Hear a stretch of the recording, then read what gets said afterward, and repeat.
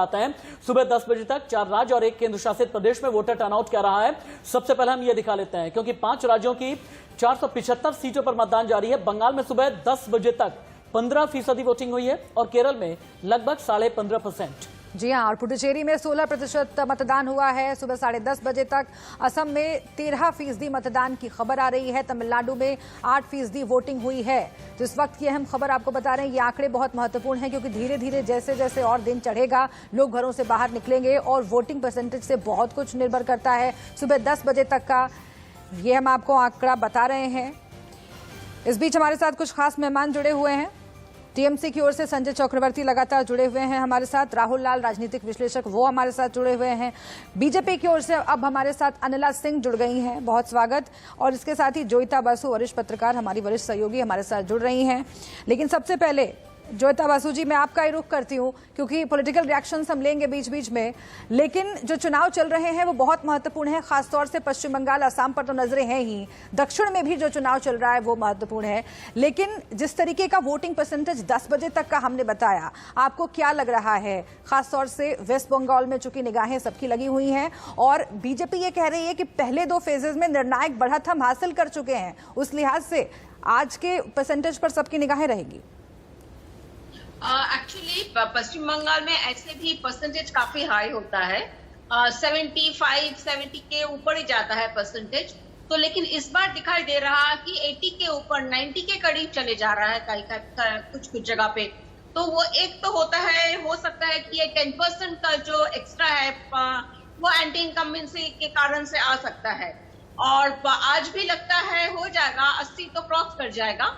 Of course विपक्ष बोलते हैं कि जब पिछले इलेक्शन में जब इतना वोटिंग होता है, काफी सारे छप्पा वोट जिसको बोलते हैं, यानी कि रिगिंग जो होता है वो होते चला रहा है पश्चिम बंगाल में। देखते हैं इस बार क्या होता है, क्योंकि इस बार तो एक रिएक्शन हिंसा की घटनाओं पर भी जोईता जी, क्योंकि आज भी सुबह से कई घटनाएं ऐसी आ चुकी हैं जो चिंता पैदा करती हैं। 2 फेजेस में भी ये देखा गया है। आरोप टीएमसी बीजेपी पर, बीजेपी टीएमसी पर लगाती रही है, लेकिन इन हिंसा की घटनाओं से अब क्या बदलता हुआ, क्या बनता बिगड़ता हुआ देख रही हैं आज? देखिए, पश्चिम बंगाल एंड हिंसा वो तो सिनोनिमस हो गया है, ओके। लेकिन ठीक नहीं है, लेकिन हो गया है। और ये जो अभी इस बार जो वोटिंग हो रहा है, ज्यादातर साउथ 24 परगनास में जो वोटिंग हो रहा है वो तृणमूल का गढ़ माना जाता है। और इधर ही 2 दिन पहले क्या हुआ, कैनिंग ईस्ट करके एक कॉन्स्टिट्यूएंसी है, शौकत मोल्ला उधर से खड़ा हो रहा है। तो उधर का शौकत मोल्ला, उधर का में कुछ गड़बड़ हुआ था, तो टीएमसी सपोर्टर वो सेंट्रल फोर्सेस को अटैक किया उधर। ठीक है। तो इसी से और सेंट्रल फोर्स को भागना पड़ा उधर से, क्योंकि गोली तो नहीं चलाया ना। गोली चलाते तो पूरा खत्म हो जाता सारे बात, लेकिन नॉट डन, गोली तो नहीं चला सका, तो इसीलिए सेंट्रल फोर्स को भागना पड़ा उधर से। तो इसी से आप लोगों को पता अंदाजा होना चाहिए कि क्या तरीका से क्या हो सकता है। डायमंड हार्बर, वो डायमंड हार्बर एरिया लोकसभा के अंदर आता है। दैट प्लेस इज इनफेमस, गुंडागर्दी वायलेंस के लिए बहुत ही इनफेमस है। और डायमंड हार्बर वो इलाका है जहां पर अभिषेक बनर्जी की बहुत ज्यादा चला करती है, और अभिषेक बनर्जी का लोकसभा क्षेत्र है, जिसके बारे में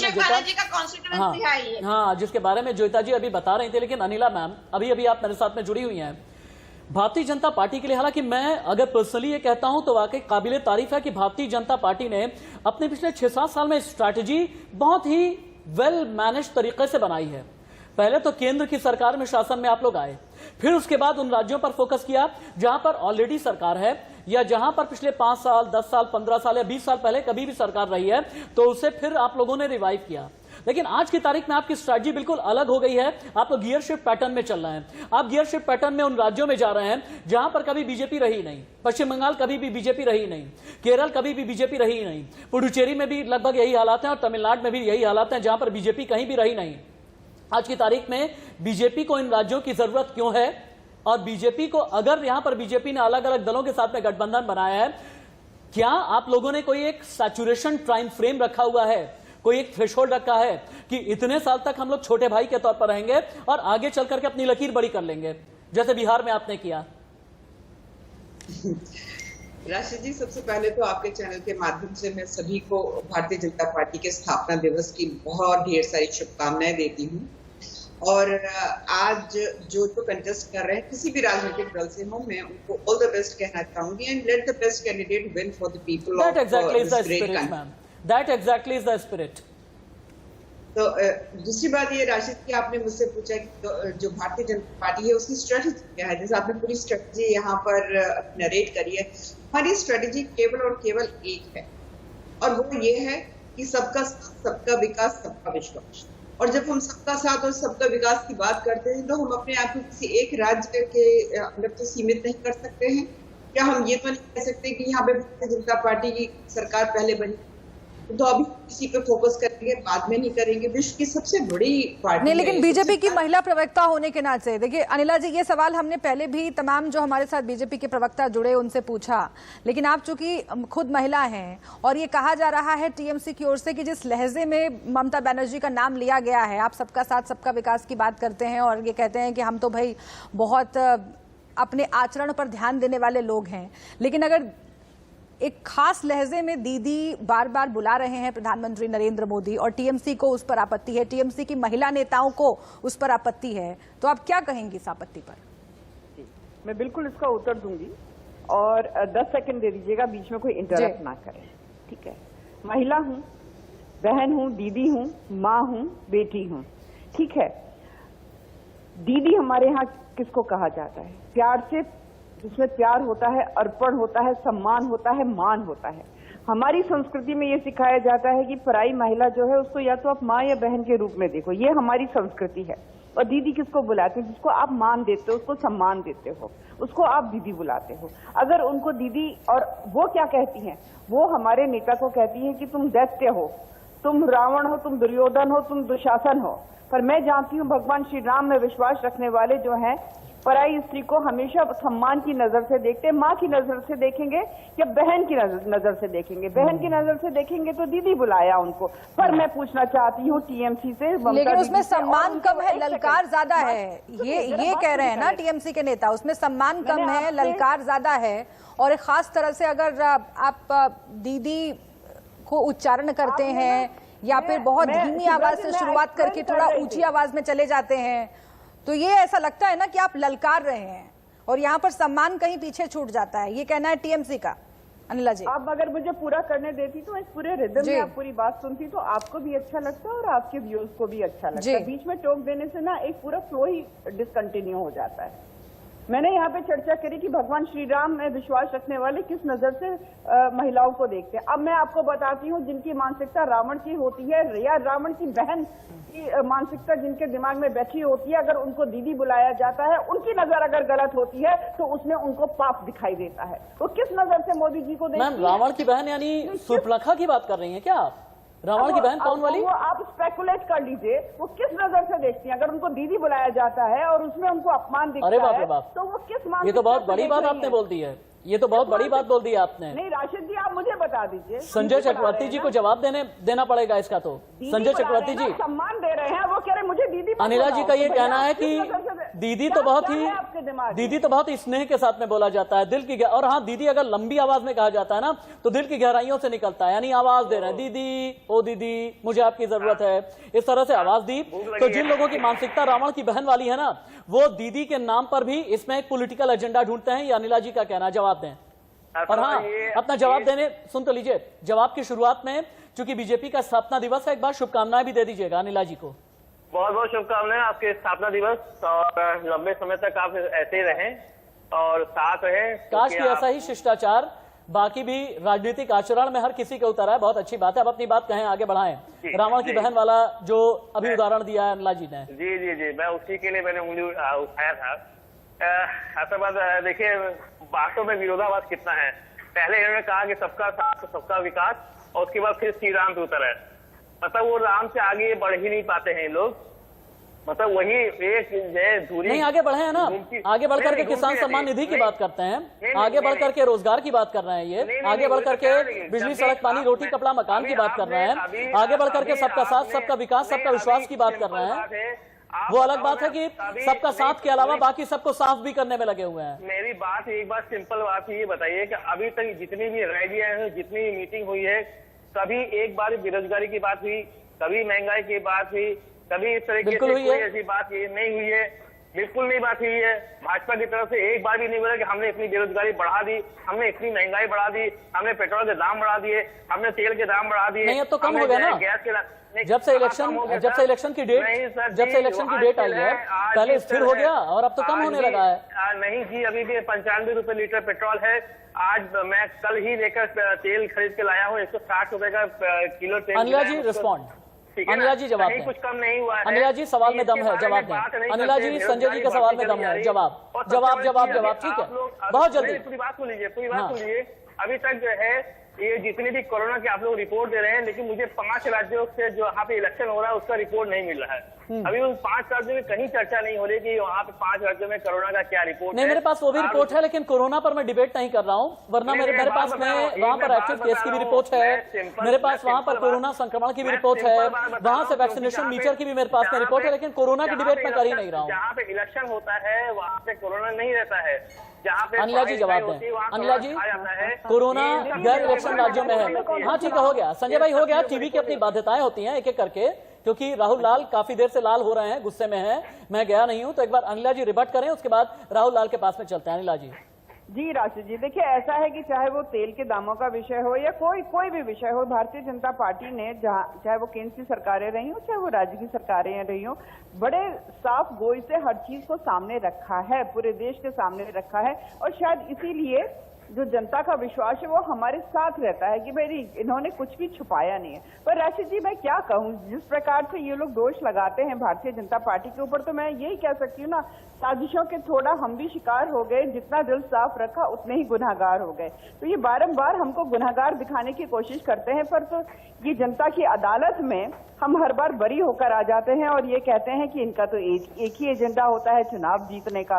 भाई क्या करें, ये जो हैवी डिमांड होती है लोगों की, चुनाव जीतने के एजेंडे पर जब बात आई है तो यहीं पर राहुल जी से सवाल ले लेने का वक्त है। राहुल जी, एजेंडा किसका क्या है ये तो जनता तय कर लेगी, लेकिन अगर ये कहा जा रहा है दोनों ही पार्टियों की ओर से कि भाई हम तो विकास के मुद्दे पर चुनाव लड़ रहे हैं, तो इसमें कितनी सच्चाई? क्योंकि बीजेपी ने जिस तरीके से मंच से जय श्री राम के नारे लगाए हैं और जिस तरह से पोलराइजेशन करने की वहां पर कोशिश हुई वो हम सबने देखा, और टीएमसी की तरफ से भी ममता बनर्जी ने जिस तरह कलमा पढ़ा या जिस तरह चंडी पाठ किया वो भी सबने देखा, और वो बिल्कुल एक राजनीति में शिफ्ट नजर आ रहा था ममता बनर्जी के। तो क्या जहां पर जिस मुद्दे पर पोलराइजेशन के जिस रास्ते पर इस चुनाव को ले जाना चाहती थी बीजेपी, क्या वहां लेकर चली गई है, या फिर ममता बनर्जी जो तुष्टीकरण की कोशिश कर रही थी वो उसमें कामयाब होती दिख रही हैं? एजेंडा क्या तय हुआ है? देखिए, सबसे पहले तो आपके सवाल का जवाब देने से पहले अनिला जी को बधाई दे दूं। 41वां वर्ष काट है उनके भारतीय जनता पार्टी का, बहुत बहुत बधाई। 41 वर्षों में ये पार्टी काफी शानदार प्रदर्शन रहा है आपके पार्टी का। अब भारतीय जनता पार्टी का 2019 का लोकसभा चुनाव के प्रदर्शन के लिए भी बधाई कि आपने 40% मत प्रतिशत प्राप्त किया था आपने। हालांकि आपके लिए चुनौती है कि आप विधानसभा चुनाव में अपने मत प्रतिशत को उसी जगह पे नहीं रख पाते, तो इस चुनौती से निपटना वो आपकी अपने आगे की रणनीति है। अरे बधाई तो महाराज दिल खोल के दीजिए, बधाई तो दिल खोल करके दी बधाई तो जाती मैंने है। दिल खोल कर दिया है। हाँ, कंजूसी करते हैं क्या राहुल भाई? इतनी कंजूसी ऐसे बधाई देंगे क्या? इंस्टॉलमेंट में बधाई थोड़ी होती है, बधाई तो बिल्कुल। बत्ती भी गुल हो गई राहुल जी। हाँ आगे हाँ, आपकी बत्ती गुल नहीं होनी चाहिए राहुल भाई, आपकी बत्ती गुल नहीं होनी चाहिए, आप दिखने चाहिए मुझे। चलिए मेरे सवाल का जवाब दीजिए राहुल जी अब। हाँ देखिए, सबसे महत्वपूर्ण चीज की पश्चिम बंगाल का जो पूरा चुनाव है, उस पूरे चुनाव में हम लोग ये जरूर पा रहे हैं कि भारतीय जनता पार्टी की तरफ से ध्रुवीकरण के भरपूर प्रयास हुए। और भारतीय जनता पार्टी जो प्रारंभिक तौर पे जो चीज भारतीय जनता पार्टी प्रारंभिक तौर पे जो चीज चाहती थी कि कहीं न कहीं इसमें जो है कि विकास के मुद्दे पीछे छूट जाए, रोजगार के मुद्दे पीछे छूट जाए और जो धार्मिक नारे हैं उसी तरह के नारों पे हो, तो ये इलेक्शन उस पीच पे जरूर चल रहा है। क्योंकि धीरे धीरे करके हम लोग देख रहे हैं कि मूल मुद्दे गायब हो गए। ममता बनर्जी के पास अपने बताने के लिए कई सारी चीजें थी जिसको वो काफी गंभीरता से बताती है, और यहाँ पे जो कुछ बड़े मुद्दे हैं जो अभी भी पश्चिम बंगाल के युवा रोजगार की बातचीत कर रहे हैं। अब यहाँ पे देखिए, प्रधानमंत्री अलग सा मुद्दा उठा देते हैं इसमें, जैसे अभी राशिद जी कह रहे थे कि प्रधानमंत्री किसान सम्मान निधि का योजना। राहुल भाई एक बात बताइए, राहुल भाई एक बात बताइए, हाँ, आप लोगों को खुजली हो तो प्रधानमंत्री जिम्मेदार, आपको गुदगुदी हो तो प्रधानमंत्री जिम्मेदार, आपको छींक आए तो प्रधानमंत्री जिम्मेदार, कोई कहीं पर दाढ़ी टोपी लुंगी को बयान दे तब भी आप यही कहेंगे क्या कि प्रधानमंत्री जिम्मेदार? यहां पर तमिलनाडु में फ्रीबीज की राजनीति होती है, कहते हैं मुफ्त में ले जाओ कूलर, एसी, पंखा, टीवी, फ्रिज, ये सब लेकर के जाओ, तो इसके पीछे भी प्रधानमंत्री है क्या? यानी हर चीज के पीछे प्रधानमंत्री। अजीब बात हो गई। अच्छा, एक इसी से जुड़ा हुआ सवाल जोयता जी से है मेरा। जोयता जी, चूंकि एजेंडे की बात हो रही है, हम भटक ना जाए। जोयता जी, चूंकि एजेंडे की बात हो रही है और ये कहा जा रहा है कि दोनों ही पार्टियों ने तुष्टीकरण और पोलराइजेशन की तरफ इसे शिफ्ट करने की कोशिश की, लेकिन जनता जो पश्चिम बंगाल की, आप बेहतर समझती होंगी, क्या वो टिकी हुई है अभी भी महंगाई के मुद्दे पर? क्योंकि कई बार ऐसा देखा जाता है कि पार्टियां कोशिश तो बहुत करती हैं, लेकिन महंगाई का मसला, किसानों का मसला जितना चर्चा में रहा, और खासतौर से हमने ये भी देखा लॉ एंड ऑर्डर, क्योंकि कुछ देर पहले हम देख रहे थे एक पश्चिम बंगाल के वोटर, एक युवा वोटर कह रहे थे कि शांति और सुकून चाहिए हमें, यानी कि लॉ एंड ऑर्डर का मसला उनके जहन में ताजा है, और जब वो घरों से बाहर निकल रहे हैं तो यही सोचकर निकल रहे हैं। क्या एजेंडा शिफ्ट करने में पार्टियां कामयाब हो पाई हैं इस चुनाव में, आपको लगता है जोयता जी, या फिर विकास का मुद्दा कहीं ना कहीं टिका है अभी? अगर आप पूछ रहे हैं कि मुद्दा क्या है और पोलराइजेशन का मुद्दा, एक्चुअली देखिए, पोलराइजेशन ऑलरेडी एग्जिस्ट करता है बंगाल में, उसको हेल्प कर रहा है वो बीजेपी को एक तरह से हेल्प कर रहा है, क्योंकि वोटर ऑलरेडी बहुत ही पोलराइज्ड हो गया है। और ये एक्चुअली हुआ है ममता बनर्जी के कारण, तृणमूल के कारण। मैं तो बोलती हूँ लेफ्ट की टाइम से शुरू हुआ है, लेकिन वो एक पर्टिकुलर वोट बैंक उनका खुद को, बिकॉज वो वोट बैंक एक साथ वोट करता है, 27% या 30% वोट अगर आपका ऑटोमेटिकली आ जाए, बाकी तो थोड़ा बहुत तो दूसरे कम्युनिटीज से मिलने से तो ऑलरेडी हो जाता है ना, इलेक्शन में आप जीत जाएंगे। तो वो जो हुआ है उसका काउंटर एक्ट हुआ है, हिंदू पोलराइजेशन हुआ है। हाँ जोयता मैम, एक और चीज यहाँ पर है, शायद शुभ्रा भी यही पूछने और समझने की कोशिश कर रही थी, और ये बहुत ही सार्थक एक सवाल है मैम, जहां पर मैं बार बार एक ही चीज कहता हूं कि जहां पर रिटॉरिक्स की बात की जाती है, जहां पर नारों की बात की जाती है, जहां पर धर्म आ जाता है, जहां पर गोत्र आ जाता है, जहां शांडिल आ जाता है, वहां पर विकास कहां है? क्या विकास का इशू इन 5 राज्यों में, 4 राज्य, एक केंद्र शासित प्रदेश में बैक बर्नर पर है? क्या महंगाई का इशू बैक बर्नर पर है? क्या किसान का इशू बैक बर्नर पर है? क्या बिजली सड़क पानी बैक बर्नर पर है? क्या कृषि कानून बैक बर्नर पर है मैम? अच्छा, अगर आप ये देखेंगे, प्राइम मिनिस्टर का भाषण देखेंगे, रिलीजियस कोई भी बात नहीं आता है। ही ओनली टॉक्स अबाउट कि विकास के बारे में बोलते हैं। फार्मर, इनफैक्ट लास्ट 2-3 दिन पहले जो मीटिंग हुआ, उधर वो बताया कि स्टेट गवर्नमेंट एम्प्लॉय को मैं बता रहा हूँ, आप लोग रेडी हो जाइए। फर्स्ट मीटिंग जो हम लोग कर रहे हैं गवर्नमेंट में के आने के बाद, वो किसान के वो जो 18,000 रुपीज जो किसान को नहीं मिला है, वो उसका पैसा देने के लिए फर्स्ट मीटिंग में वो डिस्कशन होगा। तो अब जब बोल रहे हैं कि तो प्रधानमंत्री कुछ नहीं बोल रहे हैं रिलीजियस पोलराइजेशन के बारे में, बिल्कुल ही नहीं। लेकिन रिलीजियस पोलराइजेशन काम कर रहे नहीं, विकास के मुद्दा गया नहीं है, एकदम ही नहीं गया है।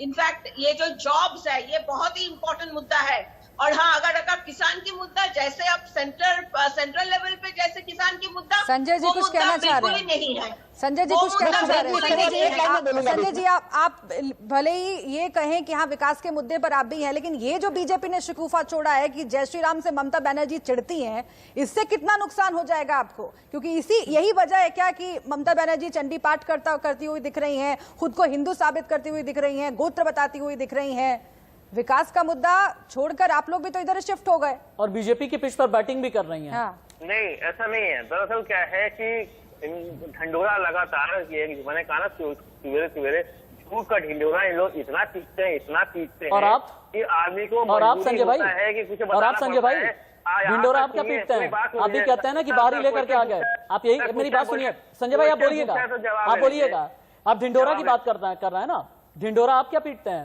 आप कहते हैं ना कि ये लोग बाहरी लेकर के चले आए, जबकि ये लाते हैं किसको? प्रधानमंत्री को लाते हैं, गृह मंत्री को, बड़े बड़े राज्यों के मुख्यमंत्री को। आप किसको ले आए? जया बच्चन को। जया बच्चन फिर बाहरी नहीं है क्या? जया बच्चन बाहरी नहीं है क्या? मेरा सीधा सवाल का सीधा जवाब। जया बच्चन कलकत्ता की है, जया बच्चन बंगाली है, कलकत्ता की, वो बाहरी की बात नहीं हो रही है। आपकी बात बाहरी की नहीं हो रही है, नेताओं की बाहरी की बात नहीं हो रही है, प्रधानमंत्री की बात नहीं हो रही है। ममता बनर्जी को चाहिए शरद पवार को चिट्ठी लिख दी, ममता ने हाँ, और विपक्षी दलों को चिट्ठी लिख दी। लीजिए जवाब दीजिए। तो मैं आपको जवाब दे दूं, दीजिए ना, क्लियर करके बात करिए। ये अभी जैसे कि अब मुद्दे की बात की है, प्रधानमंत्री जी बोलते हैं, तिलक की बात बोलते हैं, प्रधानमंत्री भाजपा की बात करते हैं, प्रधानमंत्री चोटी की बात करते हैं, सोनार बांग्ला की भी करते हैं। सोना बांग्ला में इसे केवल सोना ही बांग्ला को कोई सोना बनाया, आसाम को सोना क्यों नहीं बनाया, उत्तर प्रदेश को सोना क्यों नहीं बनाया, राजस्थान को क्यों नहीं बनाया, दिल्ली को क्यों नहीं बना रहे भाई? दिल्ली को भी तो बना देते। 7 सीटें दिल्ली के सांसद बना करके आए थे, तो 7 सीटें वहां से भी दिल्ली को भी बना देते। आप पहली बार जहां पे केंद्र खुद बैठी हुई है उसको सोना का बना नहीं पाया। 10 साल से शासन है आपका पश्चिम बंगाल में, लेकिन आप सवाल पूछ रहे हैं कि दिल्ली को क्यों नहीं बनाया? शासन 10 साल में शासन नहीं है, इसी वजह से हम 2014 के भी चुनाव जीते, 16 का जीते, 19 का जीते, और लोकसभा के चुनाव में भी अगर हम जीत रहे हैं तो इसका मतलब हमारा शासन अच्छा है।